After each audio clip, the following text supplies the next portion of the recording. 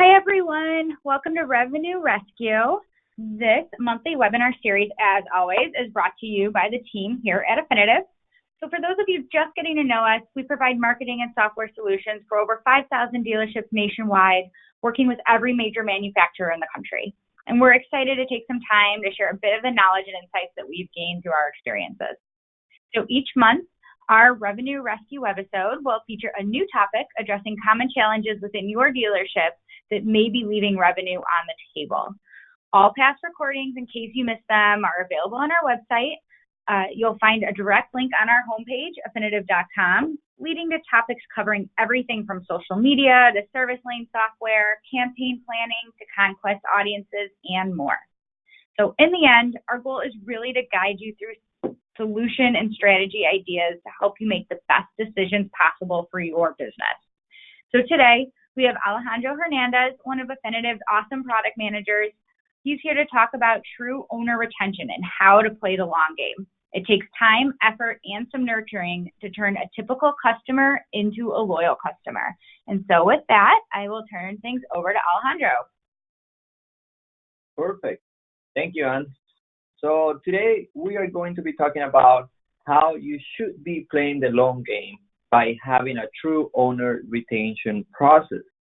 So once we understand the importance of this process in our industry, we will not only able to overcome some challenges that are facing or that we are facing today, but also we will be able to maximize your service lanes opportunities and build loyal customer relationships. But before we go deeper on this true owner retention process, let's analyze the current situation of our market.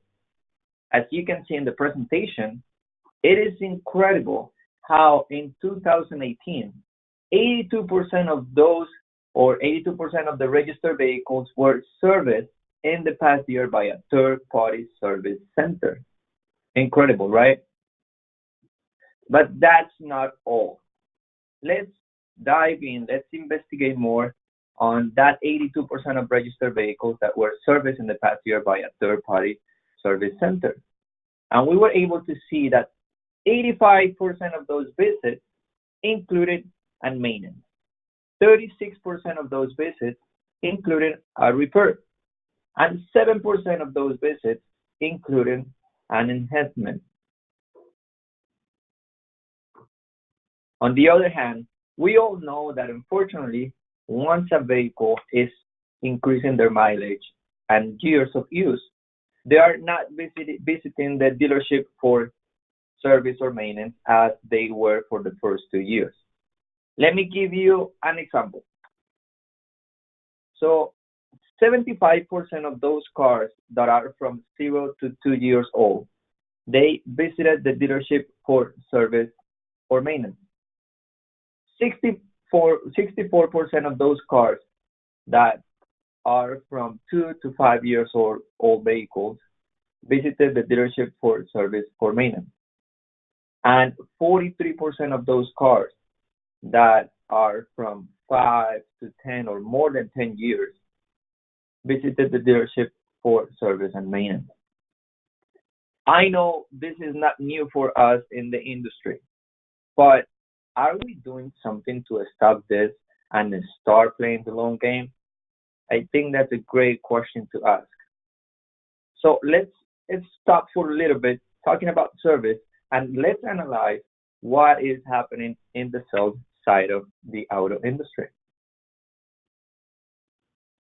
So here the situation is quite different, but not for too much, because the new vehicle grosses have declined significantly in the last decade, and it looks that it's not changing for the next upcoming years. As you can see in this chart, we are comparing the new vehicle margin as percentage of selling price in the past, present, and the future. So from 2011 until 2017, we currently see how is decreasing this margin.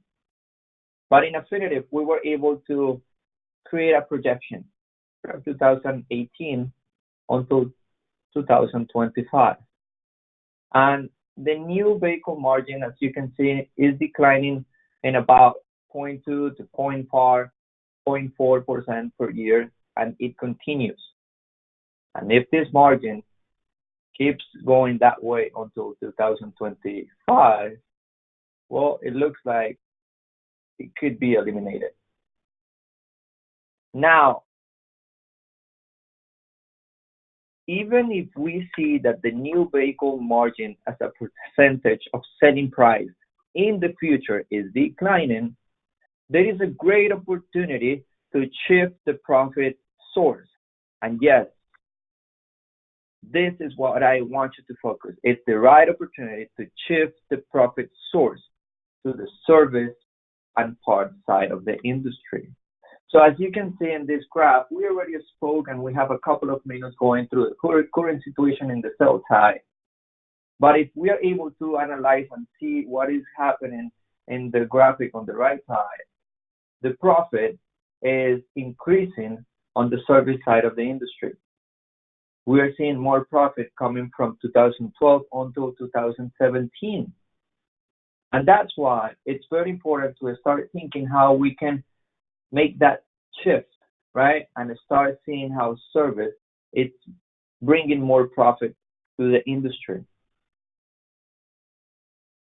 And that is why playing the long game, it's what will make you as a dealership to stand out from your competitors.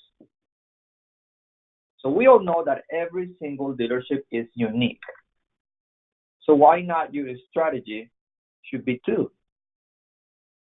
So here we have illustrated what we call the path to loyalty. You can see we have the sales and the service cycle. In this industry, we all have been in a cycle, either if you are a customer or if you are a dealership, but we all been there. And the first step that comes from is the need, which the need is when you're buying, or let's say this customer is buying or getting a new car based on different situations. Now, for the dealerships, this is an important stage to be available in the market, to be the option, reachable option for the consumer when they are looking for a new car. Now, the second one, or the second step, will be research. And here is where the client is starting to look for that specific car that is going to fit all their needs. I'll give you an example. Let's say you have 3 kids and they all play any type of a sport, either soccer, baseball, or basketball, right? So essentially what you need is a car with a lot of space that you can fit everything that you have to carry with them, right? Now, on the dealership side, here is where we will be offering or introducing the different car types that we in the dealership have with the different advantages, right? So we have this car that it will fit the customer needs because it has the comfort zone, it has the big spacious, and that's actually what they're looking. Now, the third step will be select. And here is where the client or consumer will be entering their final selection. They will be choosing which car was the one who will or who finally meet all their criteria based on their needs and research. On the dealership side, here is where we need to close the deal. This is a strategic moment for the dealership.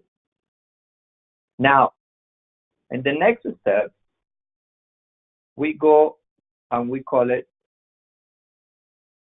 purchase. And here is where the client was officially has bought this car. On the dealership side, we are already prepping those post-sales conversations in order to make them come back to the dealership for service or maintenance. This is a key moment for dealerships to start looking for those communications, so we kind of like translate the customer from the sales cycle to the service cycle. Now, the fifth step is use. And here is where the client is already driving and experiencing his car in their daily routine. While for the dealership, this is the right momentum to establish themselves as a resource for their client. The sixth step is maintenance. And here is where the client will have to do service or maintenance to their car. We all have to. So normally their decision to visit the dealership will be based on prior experiences or communications that they have received from them or from the dealerships. On the dealership side, this is the right moment to provide an outstanding experience at the dealership while the client is doing their maintenance or their service at the store. So here is where the service lane and customer experience take place.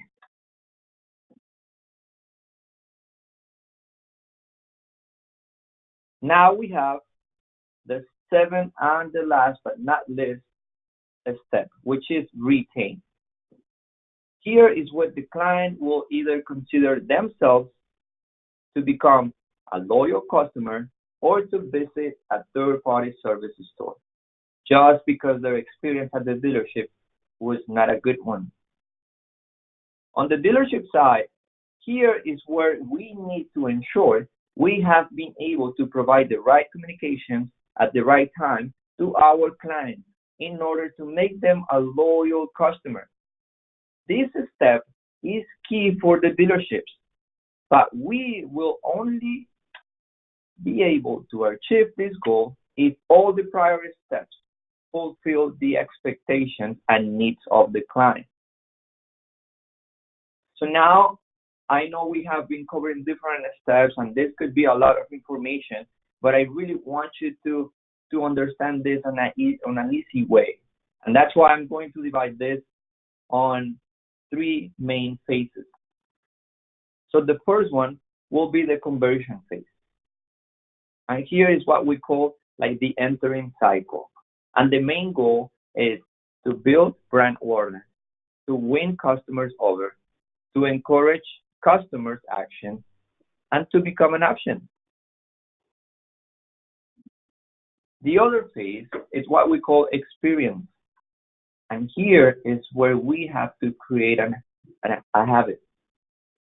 The main goal here is to boost the productivity, to add innovation, to elevate the customer satisfaction, and to better manage your dealership. And the last one, and we highly believe is the most important, and that's why we call it the goal to achieve. And we have here three main objectives to cover always or every time that we go on retention phase. So the dealership or we need to be the first thought when the service is needed. We need to be the first thought when a new vehicle is needed. And we need to be a trusted resource. So this phase or this last step is key because the client or the consumer will be able to take the decision to either stay in the service cycle or eventually they will be ready to jump again to the sales cycle. So now, it is important to understand that in order to make the difference nowadays, we have to provide a better experience, and that will happen if you maintain a consistent message throughout the whole communication life cycle. As you can see, I'm not here to tell you if service communications are more important than sales or sales are more important than service communications. Not.